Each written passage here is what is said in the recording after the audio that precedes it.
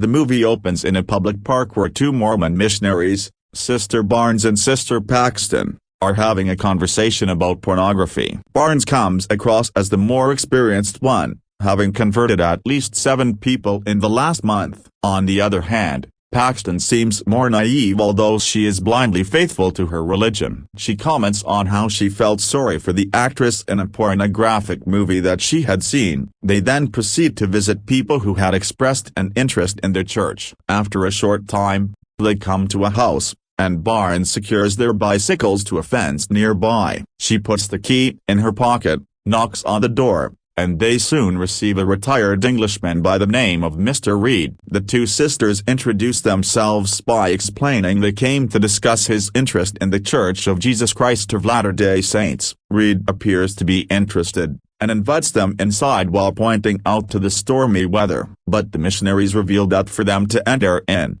there must be a woman inside. It is merely a matter of safety. So the amiable Englishman reiterates with them that he has a wife at home presently making a pie of blueberry. Once indoors, Mr. Reed offers them his dampened coats and proposes to hang the same near himself. The sisters agree to it, and the man leaves, saying he will also check on the snacks in the meantime. He returns after a few minutes and says his wife will soon come by with the pie. The three then settle down with their warm drinks and start a conversation. However, before starting a discussion on religion, Reed asks the sisters about their personal history. Paxton shares that she was born and raised in the church, while Barnes says her mother was a convert. After her dad passed away, they tried attending a few different churches as they were unsure what path to follow. Reed shares that he understands the struggle of finding faith, admitting it is a personal challenge that he has faced for a long time. He then turns to Sister Barnes and asks how her father died. The latter seems a little taken aback by the personal question but replies that it was Lou Gehrig's disease. Mishearing what she just said,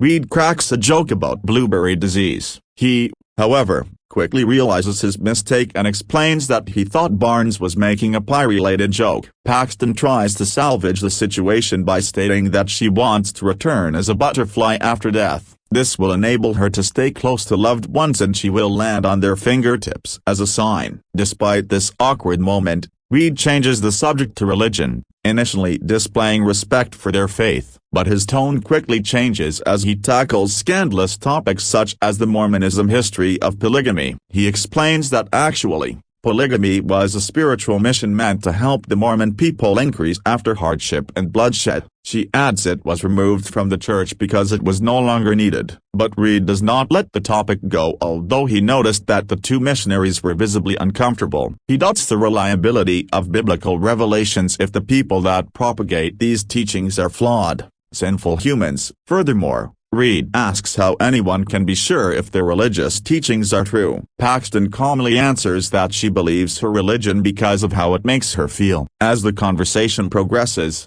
the missionaries realize Reed is more interested in imposing his views than listening to theirs. Barnes then breaks his monotonous rant to ask to see his wife. Reed hesitates for a split second but agrees to talk to her and leaves the room. Alone in the living room, Barnes casually checks the candle on the table. The label reads that it is blueberry pie scented, which means that there is no wife baking a pie. This suddenly makes Barnes realize that Reed has been deceiving them all this time. She relays this information to her friend and both conclude that his intentions are not good. When Reed eventually returns, he has neither the pie nor his wife with him and instead invites them into the kitchen. They decline the invitation and Barnes fabricates a story that they just got a call from the church. Disappointed, Reed walks back into the house and says he will tell his wife that their visitors are leaving. Barnes waits for him to leave, then tells Paxton that they have to leave right now. The two women rush towards the door without their coats only to find that the door is locked. Then, Paxton tries calling but soon finds out there's no network. As they step into the house, they start to hear noise within it and soon after the house lights switch off, so they had to head back into the house unwillingly where they encounter a library. Meanwhile, Reed too enters the room and warmly greets them. The missionaries explain to Reed that they must go as soon as possible. Reed tells them to go ahead in a nonchalant tone of voice,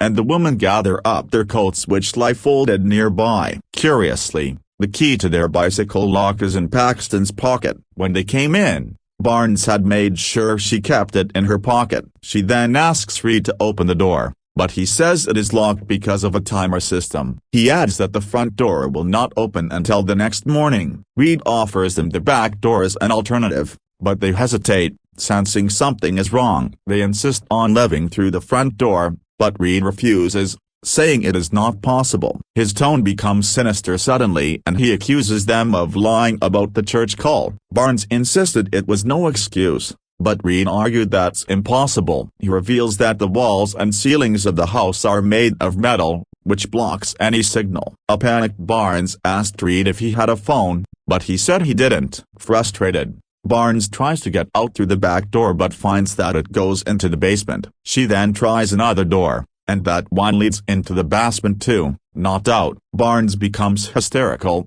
claiming the president of the state knows they're here. Paxton then spins a tale, adding that the police saw them arrive in front of the house. They ask Reed to let them go, saying that he would be in trouble, but he pays no heed and finally reveals his real motive. Reed says that missionaries sell their ideas to others, but today he will sell them his. Trying to shatter their faith through reason, Reed proclaims that there is no God. Then he writes belief on one door and disbelief on the other. If they still believe in their religion even after his arguments, they should go through the believer door. But if they agree with his viewpoint, they should choose the disbeliever door. A terrified Paxton thinks that agreeing with Reed will allow them to leave safely. She quickly admits defeat, praising the Englishman for his intelligence. She then says they should lead through the path of disbelief. However, Barnes still stands firm on her faith and never does a thing. Although she is scared, she undergoes cross-examination with Reed's arguments and proves him wrong. She takes the road of belief. She makes Paxton confirm whether she believes in God, and this is done. Barnes takes Paxton's hand and takes her through the belief door. To their complete amazement, Reed locks the door behind them as soon as they reach the basement below. As they go deeper inside, they become apprehensive and understand there is no escape. Things become even scarier when they hear footsteps approaching them. Barnes had picked up a small knife when Reed was giving them a lecture in the library above. She hands it over to Paxton and devises a plan to save themselves. She explains that when she says the code word magic underwear, Paxton should attack Reed with a knife. However, when the door opens, a woman in a gray dress appears instead of Reed. She appears ghostly, malnourished, with visible bones and is holding a lantern in one hand while a blueberry pie in the other. Both women are initially frightened, unsure if she's a ghost or human. Then through the wall speaker, Reed announces, now they will witness a miracle. He lets them know the woman before them is a prophet. She had poison in this blueberry pie that she's been carrying in her hand. She'll eat the pie, which would lead to her death, but through God's miracle, she'll be resuscitated. Right on cue, the woman eats the pie and soon falls dead on the floor. Reed continues to claim that she will come back to life, but he is interrupted when the doorbell rings. He thus leaves to attend the door, giving Barnes and Paxton an opportunity to act. They rush to the cell door, shouting loudly to alert whoever is outside. However, Reed had soundproofed the house, so their voices were not audible outside. They then attempt to burn a cloth using a matchstick, hoping that the smoke created will be a signal. Meanwhile, a man from the church has arrived at the main door asking about the two missionaries. Reed manages by telling him that two young women did come to his gate but returned almost immediately. He had removed their bicycles before so that they would not suspect. His story seems to convince the church worker and she leaves hurriedly. Meanwhile, in the basement, Barnes and Paxton continued with their operation until they eventually managed to raise smoke. Right at this instance,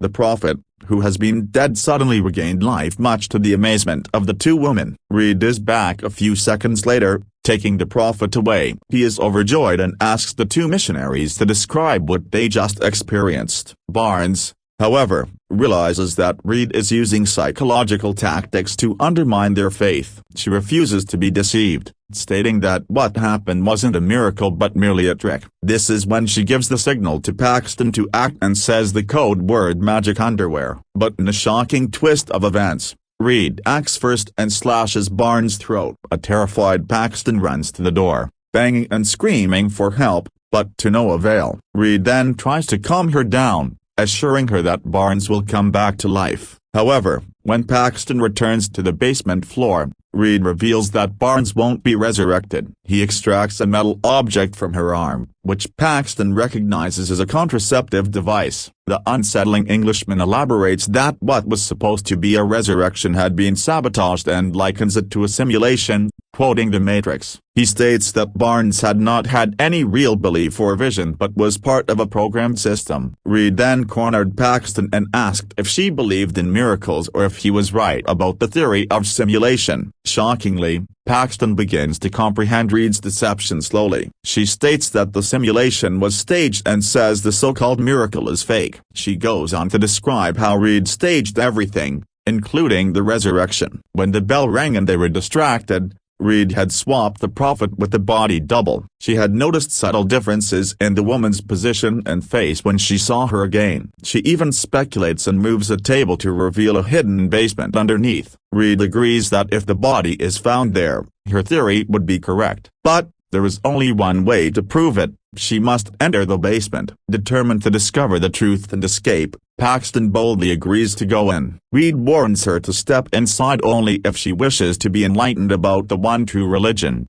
and Paxton steps right in. She goes down the stairs into the basement where the woman's corpse lies. Thus, she validates her theory right there and calls out loudly, proclaiming that she knew it all along. A salty Reed responds to nothing as she locks up the cellar. But Paxton moves inside a little further. She finds the end of the room to have a door, locked by her bicycle lock. She uses the key in her pocket and opens the door. In that secret cellar, she sees how Reed had imprisoned many women. Just at that moment, Reed comes up from behind and asks if she has found her answer. Paxton finally realizes everything and explains how Reed had been manipulating them from the start. She recalls how when they first entered the house, Reed seemed to speak to his wife. However, he was just using that as an excuse to take the key from Barnes's coat and move their bicycle. Paxton first thought it was Reed who mistakenly put the key in her pocket. But now she knew that was done with intention. He knows she will open this door using that key. That means she's not here by choice,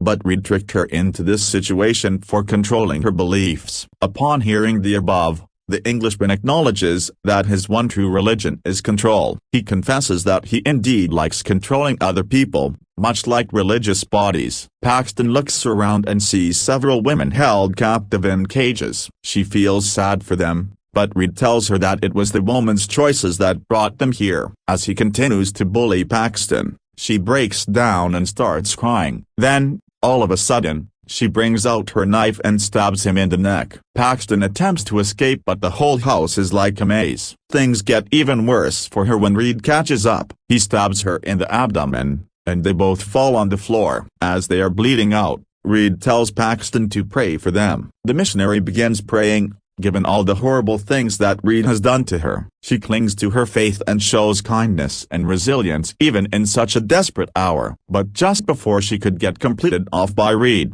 a nailed wooden block hits his forehead and knocks him dead cold. When Paxton looks up, she finds Sister Barnes standing upright on her last droplets of energy. She fell to the floor but acted as a hero, encouraging Paxton to keep trying at all cost. After this, she sends a goodbye kiss to the friend and jumps out the window from Reed's study. The movie ends with her finally going outside. She takes a seat so she could get her breath, and pretty soon, a butterfly comes into her hand signaling that he is her buddy, Barnes.